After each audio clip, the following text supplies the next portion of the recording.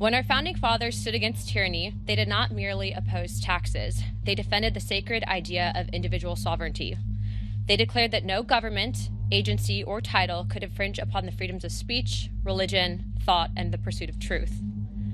For too long, the American spirit has been dimmed by a veil of secrecy, by a government that has grown too comfortable in the shadows, denying us the transparency we deserve. But today, we stand at the dawn of a new era where the light of truth begins to shine through. A few weeks ago, President Donald Trump made a historic announcement.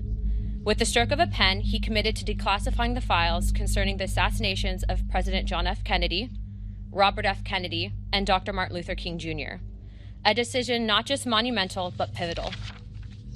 It is with profound honor that I have been entrusted by Speaker Mike Johnson and Chairman James Comer to lead the House Oversight Task Force on Declassification of Federal Secrets. Together with the help of the White House, our intelligence allies, the Department of Defense, the Department of Justice, we will be conducting investigations into the following: the assassinations of JFK, RFK, and Dr. Martin Luther King, unidentified aerial phenomena, also known as UAPs, unidentified submerged objects, also known as USOs, the Epstein client list, the origins of COVID-19, and the 9/11 files.